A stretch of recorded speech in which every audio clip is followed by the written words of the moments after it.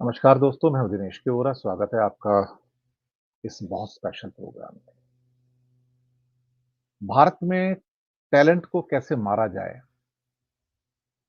Research को कैसे मारा जाए, वैज्ञानिकों को कैसे हतोत्साहित किया जाए, देश में विज्ञान का कोई वातावरण ना बन पाए, इसका सारा बंदोबस्त सरकार ने किया हुआ है। एक ऐसा बंदोबस्त जो आपको शायद किसी देश में नहीं मिलेगा, हमारे देश में मिलेगा। ये एक ऐसा देश जहां पर एक पुलिस कांस्टेबल की तो बहुत चलती है, एक सरकार के क्लर्क की भी बहुत चलती है, धरना सेठ की बहुत चलती है। लेकिन यहां पर जो रिसर्च करने वाले लोग हैं, साइंस में पीएचडी करने वाले लोग हैं, उनकी नहीं चलती। वो दरअसल हालात ये हो जाते हैं कि कई बार साइंस में पीएचडी करने के बाद वो लोग चपड़ासी की नौकरी के लिए आवेदन करते हैं, झाड़ू मारने के लिए आवेदन करते हैं। इस देश में जो इज्जत है आईएएस, आईपीएस, आईआरएस की है, इस देश में इज्जत वैज्ञानिक की नहीं है, रिसर्चर की नहीं है, जो अनुसंधान करता है उसकी नहीं है। कोई कोण, कोई मौका, कोई मोड़ ऐसा नहीं जहां पर उसको मारा नहीं जाता।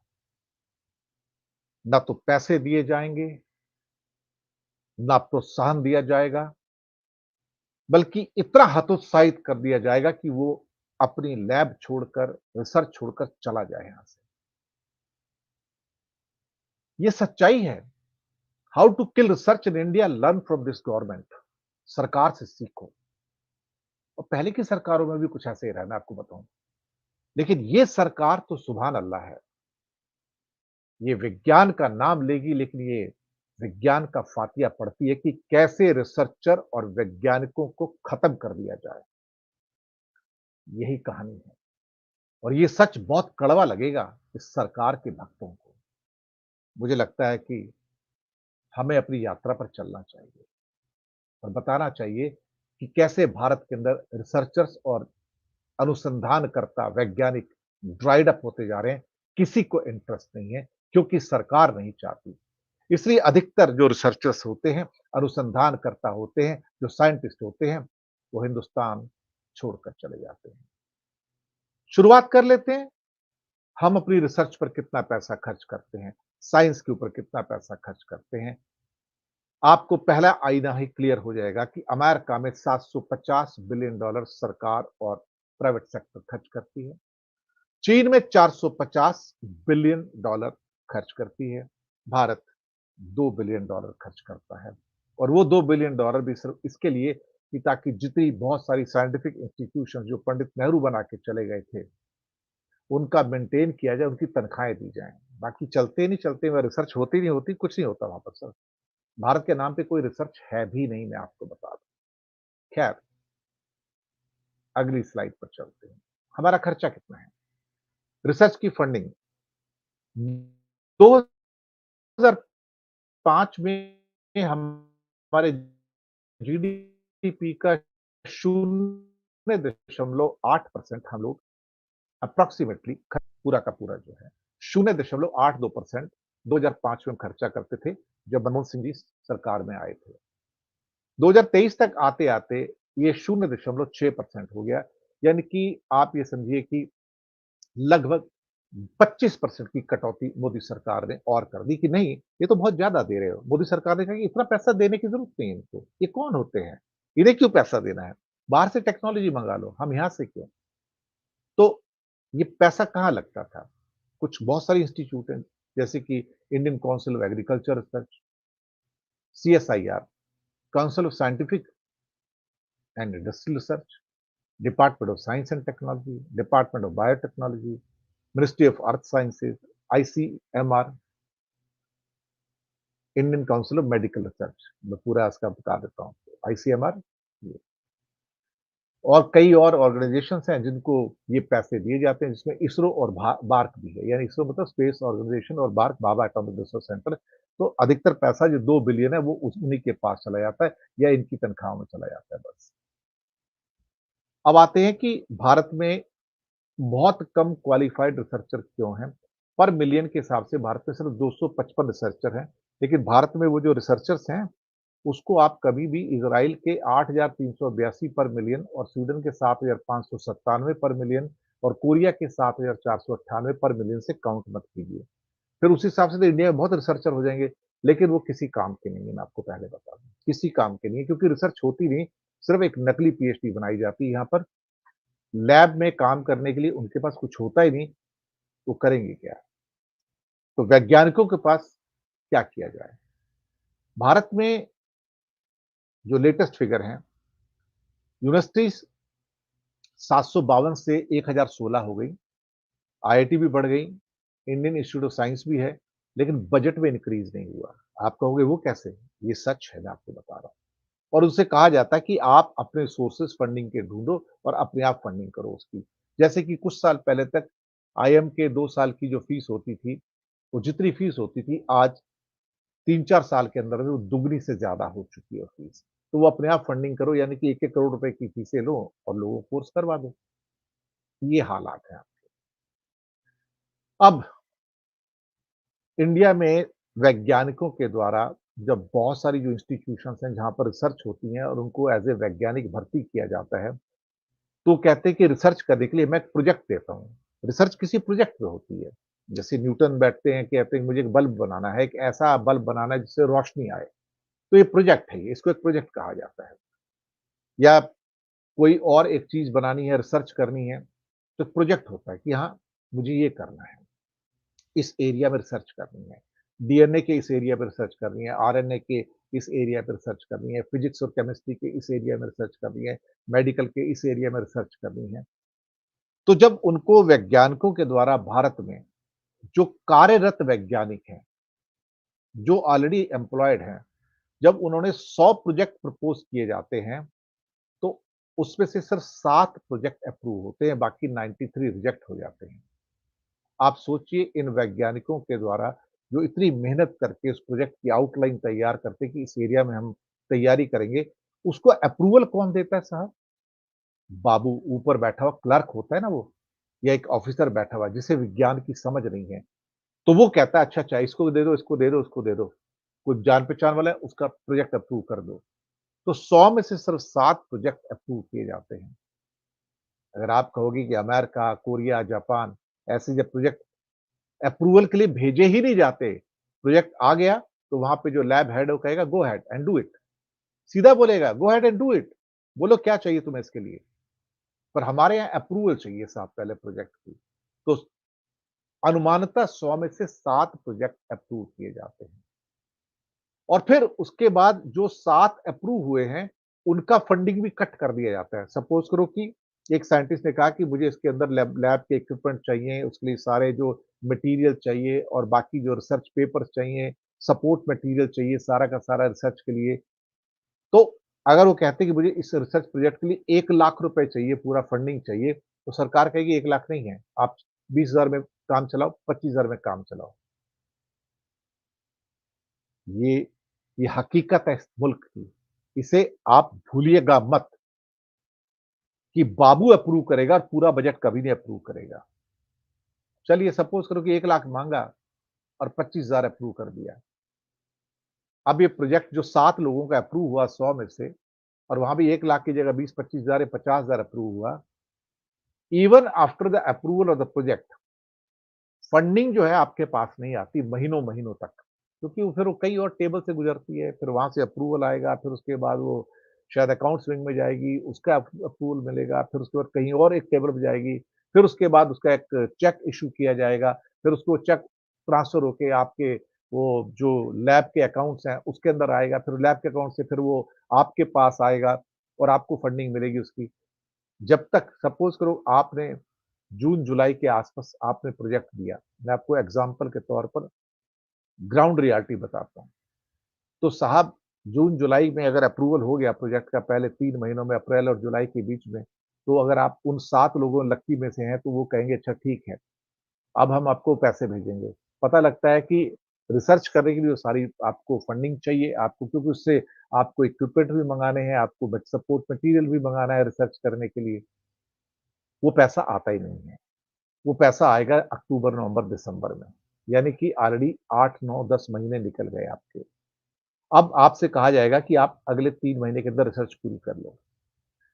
अगर एक आदमी ने प्रोजेक्ट बनाया है, तो रिसर्च 1 साल की रिसर्च 3 महीने में कैसे पूरी हो सकती है? वो बेचारा साइंटिस्ट चिंतित ही रहता है कि मैं पैसे को स्पेंड कैसे कर सकता हूँ? कैसे मैं करूँ इसको? 3 महीने में 1 साल का काम 3 महीने में कैसे करूँ? उसको फ़ोर्स किया जाता है कि जो करना है 3 महीने में करो या 4 महीने में करो। अब वो 4 महीने में रिसर्च होती नहीं है, तो मटीरियल यूज़ नहीं हो सकता। तो फिर होता क्या है कि सपोज़ करो 1 लाख की अप्रूवल हुआ था, 50,000 आपने कहा 1 लाख माँगा था, 50,000 आपको अप्रूव करके सरकार देगी, 50,000 में काम चलाओ। उसमें से मुश्किल से 20,000 रुपए खर्च हो पाया और बाकी खर्च नहीं हो पाया क्योंकि 4 महीने में खर्चा कैसे हो जाएगा? सारा सपोर्ट मटेरियल चाहिए होगा तो। वो तो कंज़्यूम होगा ही नहीं ना। वो तो लैब में काम करते हैं, उसमें केमिकल्स लगते हैं, बाकी चीज़ें लगती हैं, तो धीरे-धीरे कंज़्यूम होती है ना वो चीज़ें। तो अल्टीमेटली लोग कहेगा अच्छा ठीक है, 50,000 में से तुमने सिर्फ 25,000 खर्चा किया ना मुश्किल से, तो बाकी 25,000 31 मार्च आ गई, अब वापस भेज दो। तो यानी कि आपके पल्ले क्या पड़ा 1 लाख में से 25,000 रुपए और आपने रिसर्च कितने दिन की? मुश्किल से 3 महीने रिसर्च की और आप टेंशन में रहे सारा टाइम कि मेरे पास तो पैसा ही नहीं है, जो पैसा आएगा वापस चला जाएगा, मैं जल्दी-जल्दी कैसे करूँ? सवाल ये पैदा होता है कि क्या रिसर्च ओपन माइंड से, फ्री माइंड से की जाती है या टेंस माइंड से की जाती है, टेंशन वाले माइंड से की जाती है? ये भारत की परिस्थिति। ये सब डेलिबरेटली किया जाता है, जानबूझ के किया जाता है, ताकि साइंटिस्ट को फ्रस्ट्रेट किया जाए, उसको मतलब इतना फ्रस्ट्रेशन आ जाए उसके अंदर कि वो बेचारा काम करना ही छोड़ दे उसके बाद। लेकिन ब्यूरोक्रेट्स खुश होते हैं। उनका कहना ये है कि तुम्हें रिसर्च करने की ज़रूरत क्या है? जो होगा बाहर से टेक्नोलॉजी ले लेंगे। तुम ये काम करते क्यों हो? तुम्हें काम करने की ज़रूरत नहीं है। तुम्हें अनुसंधान करने की ज़रूरत नहीं है। तो ये सरकार के अंदर एक न्यू नॉर्मल है। डेलिबरेटली किया जाता है, न्यू नॉर्मल। अच्छा उसके बाद इन साइंटिस्ट को एक और काम भी दिया जाता है। वो बेचारे उसके अंदर बहुत टाइम जाता है। ये ब्यूरोक्रेट ऊपर बैठे बाबू कहेंगे, हमें क्वार्टरली रिपोर्ट चाहिए कि इस 3 महीने में आपने क्या किया? और वो पूरा पुलंदा बना के 3 महीने का इतना लंबा-चौड़ा स्टेटमेंट बना के, ये हुआ, वो क्वार्टरली रिपोर्ट भेजनी है। उसमें लिखा जाता है कि जो टारगेट बनाए गए थे, वो क्या आपने पूरे किए? इन मूर्खों को कौन समझाए कि रिसर्च में टारगेट नहीं होता है। रिसर्च ट्रायल एंड एरर पे होता है। कई बार रिसर्च हो सकता है 2 साल में कामयाब हो जाए, कई बार ऐसा होता है 20 साल में भी कामयाब ना हो। तो ये एक टाइम कंज्यूमिंग प्रोसेस है। ये कोई इंजीनियरिंग प्रोजेक्ट थोड़ी है कि आपने कहा कि ये ब्रिज बनाना है और 3 साल के अंदर पूरा हो जाएगा। रिसर्च ऐसे दुनिया में कहीं भी नहीं होती है। रिसर्च के लिए आपको धैर्य रखना होता है और आपको नहीं पता कि जो आप जिस दिशा में काम कर रहे हो, वो पूरी होगी भी या नहीं होगी कभी। ये बिल्कुल सही बात है। That is how the research is carried out all over the world. तो ब्यूरोक्रेट्स को यही नहीं पता लगता कि अल्टीमेटली रिसर्च जो है वो इंजीनियरिंग प्रोजेक्ट नहीं है। ये कोई प्रोजेक्ट नहीं है जिसको आप टाइम पे कंप्लीट कर लोगे, कि वहाँ पे टाइम मैनेजमेंट की टेक्निक लगा लोगे। इसके साथ टाइम मैनेजमेंट की टेक्निक नहीं लगती है। जो क्रिएटिव टेक्नोलॉजी होती है जिसको रिसर्च कहते हैं, उसका काम क्या है? उसका काम है टू क्रिएट न्यू नॉलेज, नया ज्ञान पैदा करना है उसको। रिसर्च का मतलब है कि नई चीज़ पैदा हो रही है यहाँ पर। अब जब नई चीज़ पैदा होगी तो आप सोच सकते हो कि नई चीज़ कब पैदा होगी, आपको नहीं पता कब पैदा होगी। नई नॉलेज कब पैदा होगी, नहीं पता। सालों साल की रिसर्च होती है, तब कहीं जाके एक प्रोडक्ट बनता है वहाँ, तब कहीं जाके एक नई थ्योरी आती है। पर इन ऊपर बैठे मूर्खों को कौन समझाए भाई साहब कि ये इंजीनियरिंग प्रोजेक्ट नहीं है जहाँ पे आप टारगेट और क्वार्टरली अचीवमेंट क्वार्टरली आपके टारगेट जाते हैं कि स्टेटमेंट दो कि आपने क्या बनाया। मैंने कहा ना हम मूर्खों की जमात हैं। हमें पता है कि क्या होता है लेकिन हम उनको नहीं करने देंगे।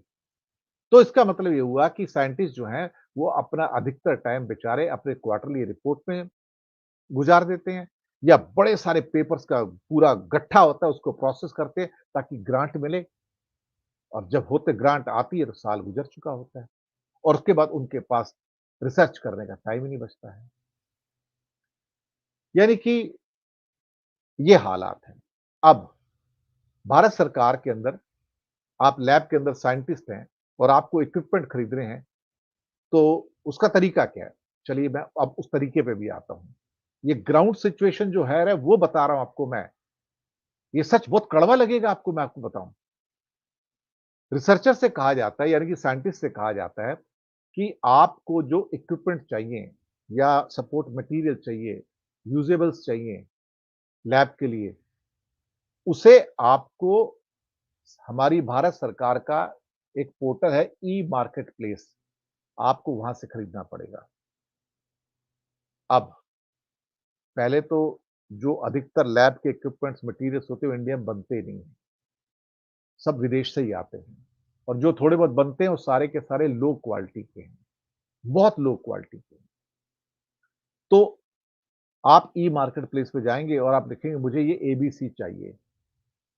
सपोज़ करो कि हम ये कहते हैं कि ई मार्केट प्लेस पे जाते हो और ये कंपल्सरी है, तो आप यहीं पे क्वालिटी के साथ कॉम्प्रोमाइज़ कर लेते हैं। पहला आपका कॉम्प्रोमाइज़ यहीं पे हो जाता है क्वालिटी के साथ।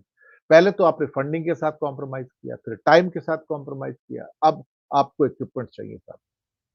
अब ये बेचारे के पास फंडिंग आ गई, 1 लाख की जगह 50,000 अप्रूव हुआ, तो अब खरीदेगा कैसे? देखिए, मैंने कहा ना कि how to kill the research in India. आप कैसे मार देना चाहते हैं उसको? देखिए, तो कॉम्प्रोमाइज़ हो गया क्वालिटी के साथ, ई मार्केट प्लेस पे जाओ।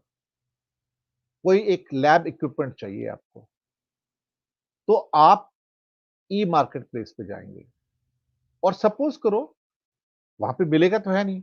अगर खुदा ना खास्ता वहाँ पर मिल गया कि हाँ, वहाँ पर ये इक्विपमेंट कोई इंडिया में कंपनी बनाती है और वो मिल रहा है और भले ही वो सब स्टैंडर्ड हो, घटिया स्टैंडर्ड हो उसको, लेकिन आपके लिए कंपल्सरी आपको वही खरीदना पड़ेगा।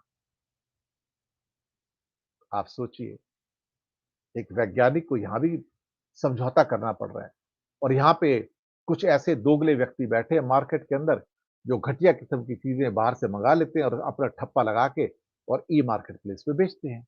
पैसा दे के अप्रूवल ले लेते हैं वहाँ पे कि ये इक्विपमेंट अवेलेबल है, क्योंकि साइंटिस्ट जब खरीदेंगे, वही चीज़ जो बाहर से 50,000 की आती है, यहाँ से सपोज़ करो 40,000 की आएगी, लेकिन इतनी घटिया है, कि वो 2 साल भी नहीं चल पाएगी, 1 साल भी नहीं चल पाएगी। बाहर से इक्विपमेंट आएँगे, 10-10 साल चलते हैं।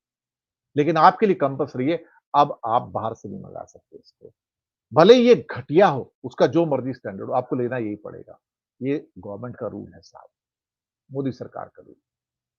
तो इसका मतलब अगर आपने कोई इक्विपमेंट लेना है और ई मार्केट प्लेस पे गए तो आपको कोई नहीं मिला, तो फिर आप अपने फिर वो बाबू को इन्फॉर्म करोगे, बड़े बाबू को, गवर्नमेंट के ब्यूरोक्रेट को, सर अवेलेबल नहीं है, ई मार्केट प्लेस पे इम्पोर्ट करना पड़ेगा।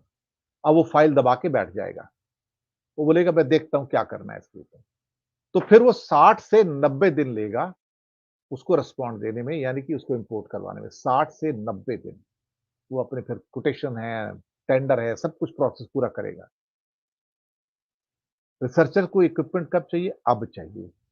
मिल कब रहा है? 90 दिन के बाद।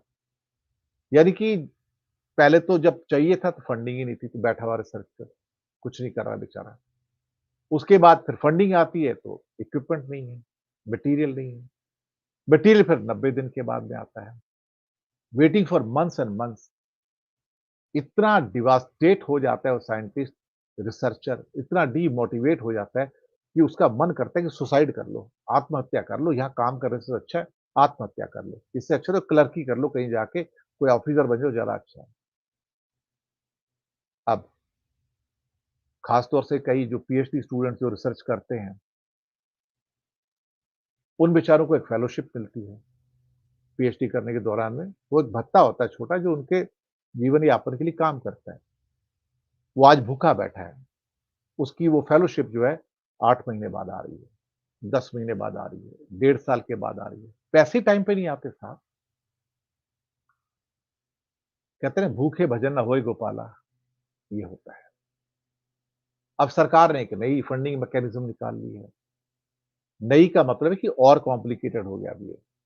अब उन्होंने बना दी कि अनुसंधान नेशनल रिसर्च फाउंडेशन, कि बाकी जितने भी रिसर्च बोर्ड हैं सब उसके अंदर आ जाएँगे, साइंस और इंजीनियरिंग के।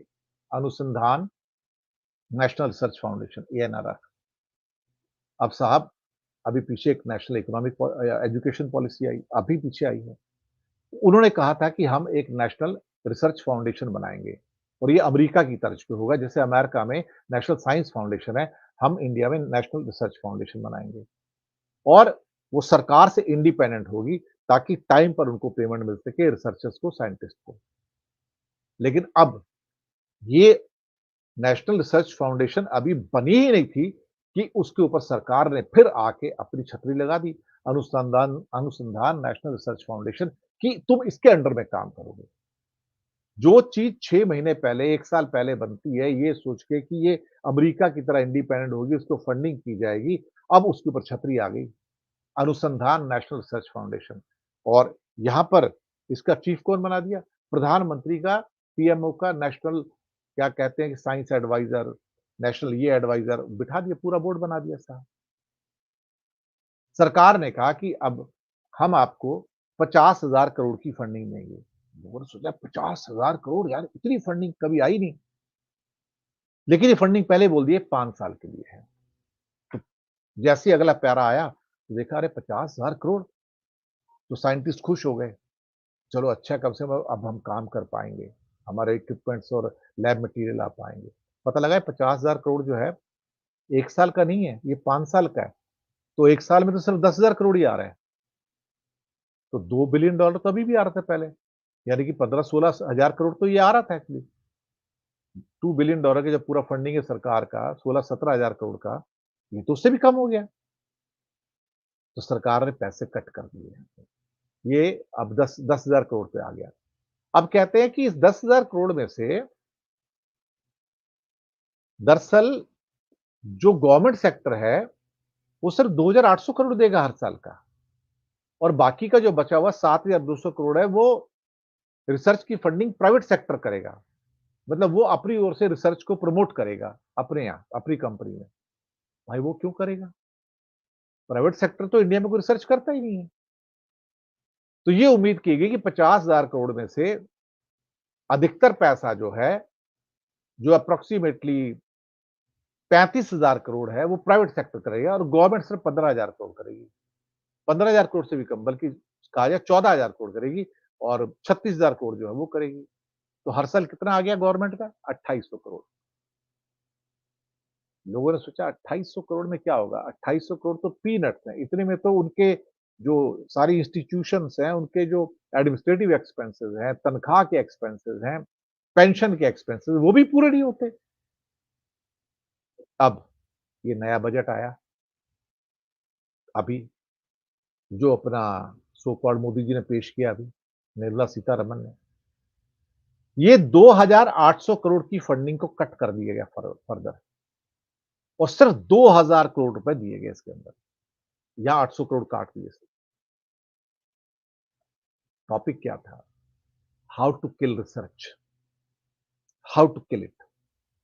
यानी कि जो प्रॉमिस करो मत दो, और जो दिया वो भी देखो कि अगले साल कैसे वापस आ जाए 31 मार्च को, ताकि वो खर्चा न कर पाए। अब ये 2,000 करोड़ जो है पीनट्स भी नहीं है, और साथ में एक नया फंडा आया आज की डेट में। फंडा क्या आया है? गवर्नमेंट कहती है कि we want to scale down funding on research and development, कि हमने रिसर्च और डेवलपमेंट में पैसा नहीं लगाना है। हम चाहते हैं कि प्राइवेट सेक्टर ही काम करे, गवर्नमेंट नहीं करे। इरादे पहले ही क्लियर कर दिए। इरादे पहले ही क्लियर कर दिए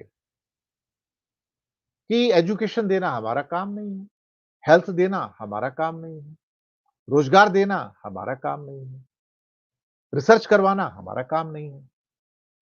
तो गवर्नमेंट ने अपने बोल दिया कि फंडिंग को रिसर्च के लिए देना हमारा काम नहीं है, हम इसको कट करते चले जाएँगे, ये प्राइवेट सेक्टर का काम है। पर अमेरिका तो ये नहीं कहता, चीन तो ये नहीं कहता, वहाँ तो हेवी गवर्नमेंट फंडिंग है। प्राइवेट सेक्टर रिसर्च करना नहीं चाहता, प्राइवेट सेक्टर से रिसर्च के नाम पे कुछ निकलता ही नहीं है। अब सरकार नया शगुफा लेके आती है। हम ना 1 लाख करोड़ का रिसर्च एंड इनोवेशन का लॉन्ग टर्म फाइनेंसिंग करेंगे, रिसर्च के लिए, लॉन्ग टर्म फाइनेंसिंग। मतलब क्या है इसका? विद लो इंटरेस्ट और निल इंटरेस्ट। इसका मतलब ये होता है कि जो रिसर्चर्स हैं, जो साइंटिस्ट हैं, वो रिसर्च करने से सरकार से लोन लें। सपोज़ करो कि उन्होंने 5 लाख का लोन लिया कि मुझे रिसर्च करनी है, और सपोज़ करो कि वो बिना ब्याज के मिल गया उसको। तो क्या उसको पता है कि ये रिसर्च पूरी होगी 5 लाख रुपए में? क्या पैसा बोरो करके, पैसा उधार लेके बैंक से लोन लेके रिसर्च होती है क्या? मैं मैं हैरान हूं इसको देख के। मैंने कभी किसी देश में नहीं देखा कि कोई साइंटिस्ट जाएगा और पैसा बोरो करेगा और रिसर्च करेगा। और कंपनीज कोई पैसा बोरो करेगी बैंक से रिसर्च के लिए। शॉकिंग है ये, शॉकिंग। तो we are back to zero again. जहां हम खड़े थे, अब हम उससे बुरी हालत में आ गए हैं। मतलब क्या है? How to kill research, learn it from the government कि रिसर्च की, अनुसंधान की हत्या कैसे करनी है, सरकार से सीखो। एक एग्जांपल लास्ट में आपको दूंगा मैं। भारत में विज्ञान के लिए जो लास्ट नोबेल प्राइज मिला था, लास्ट नहीं, पहला और लास्ट, आज तक एक ही नोबेल प्राइज साइंस के लिए मिला है इंडिया को, आज तक एक ही, वन एंड ओनली वन। वो भी आजादी से पहले मिला 1930 में डॉक्टर सीवी रमन को, जो Indian institute of science Bangalore में काम करते थे। 100 साल से ज्यादा की नोबेल प्राइज की हिस्ट्री में सिर्फ एक भारतीय को, एक भारतीय नागरिक को नोबेल प्राइज मिला साइंस में, डॉक्टर सीवी रमन। बस, वो भी आजादी से पहले। और पिछले 75 सालों में कुछ नहीं मिला है। यहां ये भी जोड़ दूं कि 3 और भारतीय भी हैं जिनको नोबेल प्राइज मिला है साइंस में। आप कहोगे अभी तो आप एक बोल रहे थे, अब तीनों कहां से आ गए? वो भारतीय नागरिक नहीं है। मैंने वर्ड जोड़ा था सीवी रामन के साथ, भारतीय नागरिक, लेकिन उन तीनों को जो मिला वो भारतीय नागरिक नहीं थे, वो अमेरिकन नागरिक थे, यूएसए के सिटीजन हैं। हरगोविंद खुराना मेडिसिन में, वेंकट रमन केमिस्ट्री में, चंद्रशेखर फिजिक्स में। तीनों अमेरिकी नागरिक, तीनों अमेरिका की लैब में काम करते थे। यहाँ का उससे कुछ लेना देना नहीं है। अब एक फैक्ट और बता देता हूं आपको, शायद सुन के चौंक जाएंगे आप। अगर धर्म के हिसाब से देखो, बहुत सारे लोगों को सुन के बहुत बुरा लगेगा। दुनिया में हिंदुओं की आबादी 100 करोड़,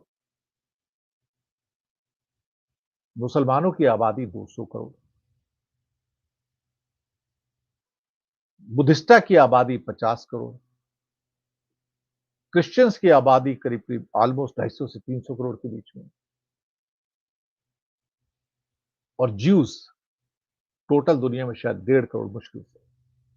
यहूदी इज़राइल के जो हैं, लेकिन अधिकतर यहूदी जो, जिनको नोबेल प्राइज मिला है, वो इज़राइल के नाम से नहीं मिला, वो अमेरिका के नागरिक हैं, उसके नाम से मिला है। इंडिया में, पूरे वर्ल्ड में 1000 नोबेल प्राइज हैं, जिसमें करीब करीब 600-700 साइंस के नोबेल प्राइज हैं। अब मैं ये नहीं कहूंगा कि किसको कितने मिले, लेकिन इतना बता सकता हूं आपको मैं कि ज्यूस के, जिनकी आबादी सिर्फ 1.5 करोड़ है पूरी दुनिया में, उनके 200 से ज्यादा नोबेल प्राइज हैं। 200 से ज्यादा। आप उनके दिमाग का अंदाजा लगा सकते हो। 200 करोड़ की आबादी वाले मुसलमानों के पास दुनिया में सिर्फ 3 नोबेल प्राइज हैं साइंस में अब तक इतिहास में, ओनली 3। 110 करोड़ की हिंदू आबादी वाले इस दुनिया के अंदर सिर्फ 4 हिंदुओं को आज तक नोबेल प्राइज मिला है साइंस के अंदर, फिनिश। उसमें भी 3 अमेरिकन है और 1 इंडियन है। बाकी सारे नोबेल प्राइजेस क्रिश्चियंस के हैं। और हम कहते हैं देखो भारतीय संस्कृति, भारतीय विज्ञान कितना उन्नत था। पता नहीं उन्नत था नहीं था, लेकिन आज हम कहाँ हैं ये तो आपको पता ही है ना। आज हम किस जंगल में ये भी आपको पता है। तो ये सच बहुत कड़वा लगेगा सरकार के भक्तों को। How to kill research in India. मैंने आपको बताया, ये रिसर्च का वातावरण है। तो कौन बेवकूफ होगा जो रिसर्च की फील्ड में जाएगा और काम करेगा साहब? कौन होगा? शुक्रिया आपका बहुत-बहुत। न्यूज़ टाइम एसटीएस न्यूज़ को सब्सक्राइब कीजिएगा। छोटी आप मदद कर सकते हैं। नीचे हमने आपके लिए UPI number, bank account number दोनों दिए हैं। किसी एक को चुनकर छोटी-सी मदद करके आप एक अच्छी और साफ पत्रकारिता को आप मदद कर सकते हैं। धन्यवाद।